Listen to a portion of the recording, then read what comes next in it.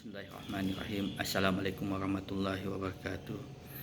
Bismillahirrahmanirrahim. Puja dan puji syukur saya panjatkan kehadirat Allah Subhanahu wa taala yang dengan kuasanya maka saya hari ini bisa melakukan pemenuhan tugas tentang komunikasi efektif interpersonal. Salawat dan salam tak lupa saya panjatkan kepada Nabi kita Muhammad sallallahu alaihi wasallam yang telah membawakan agama yang benar buat saya dan seluruh umat muslimin di dunia ini. Saya akan berkomunikasi dengan diri saya khususnya tentang meluruskan niat saya menjadi petugas haji. Saya pernah mendengar hadis tentang innamal a'malu binniyat. Amal perbuatan itu tergantung kepada niat, sehingga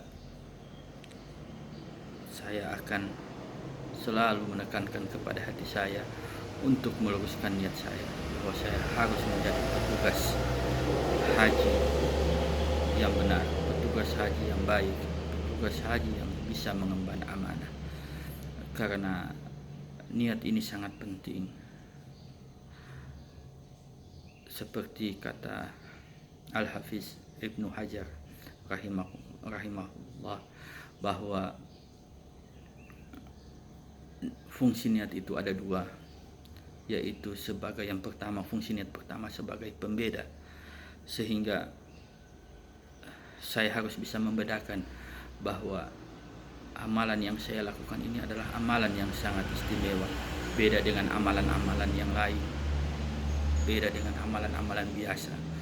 Saya akan menjadi petugas pelayan tamu Allah, sehingga ini adalah kesempatan yang sangat berharga buat diri saya sendiri. Menjadi petugas pelayan tamu Allah adalah satu kesempatan yang tidak bisa didapatkan oleh orang lain. Menjadi petugas pelayan tamu Allah adalah amal yang sangat besar, karena ketika kita melakukan amalan di tanah air, maka semua yang kita tolong semuanya punya keluarga, semuanya dikelilingi oleh keluarga, semuanya dikelilingi oleh sanak saudara, famili.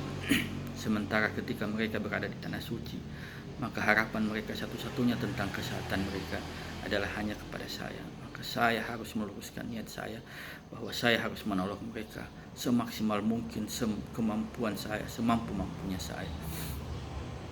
Ini harus saya bedakan dengan amalan-amalan saya, amalan-amalan biasa yang saya lakukan di tanah air. Dan yang berikut adalah fungsi niat, kepada siapa kita lakukan ini, karena siapa kita lakukan ini. Jadi fungsi niat yang kedua adalah itu. Yang pertama, fungsi pertama adalah sebagai pembeda, fungsi kedua adalah bagaimana, untuk siapa amalan ini saya lakukan, untuk siapa menjadi petugas haji yang syar'i ini akan saya lakukan. Semua ini saya lakukan, saya tekankan kepada hati saya, kepada diri saya, bahwa apa yang saya lakukan ini untuk mengharapkan ridho Allah Subhanahu wa ta'ala. Sehingga dimanapun saya berada, dimanapun tugas saya, entah di Arafah, Musdalifah, di Mina, atau berada di hotel, atau sementara melakukan perubukan, saya yakin bahwa semua ini saya lakukan karena mengharapkan ridho Allah, sehingga saya selalu ikhlas, saya selalu maksimal. Ini harus saya luruskan ke hati saya. Niat saya ini selalu akan saya patrikan kepada jiwa saya. Seperti kata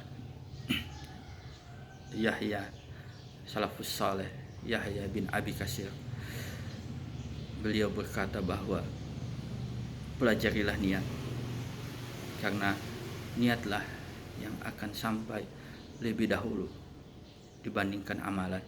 Berarti niat telah sampai, niat baik kita telah sampai. Apalagi ini jika seandainya haji ini pada tahun ini ditunda, maka jika niat saya perbaiki, insya Allah selama setahun ini saya bisa memanen pahala, karena saya selalu berniat ingin menolong tamu-tamu Allah, entah ditunda atau tidak. Imam Abdullah bin Mubarak pernah berkata bahwa sering ada amalan-amalan yang kita anggap sepele, tapi karena niat kita bagus, maka ini menjadi amalan yang besar. Dan betapa banyak amalan-amalan yang besar tetapi menjadi kecil karena niat yang tidak baik. Sehingga saya harus menekankan kepada diri saya akan selalu memperbaiki niat saya akan selalu meluruskan niat saya, sehingga dengan niat yang baik maka output yang akan keluar adalah output yang baik-baik pula. Insya Allah ini akan tercatat menjadi amalan di sisi Allah Subhanahu wa Ta'ala. Saya berharap insya Allah dengan niat yang baik ini, niat yang lurus, maka saya bisa menjadi petugas yang syar'i, sigap handal, responsif, sigap handal amanah, responsif dan inovatif. Semoga Allah selalu menjaga niat saya, Allah selalu meluruskan niat saya. Semoga Allah selalu menetapkan niat saya untuk melayani tamu-tamu Allah. Maha suci Allah yang membolak-balikkan hati. Semoga Allah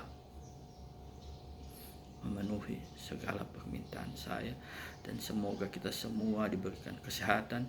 Begitu juga jamaah-jamaah yang kita layani, yang saya layani, akan selalu diberikan kesehatan. Billahi taufiq wal hidayah. Assalamualaikum warahmatullahi wabarakatuh.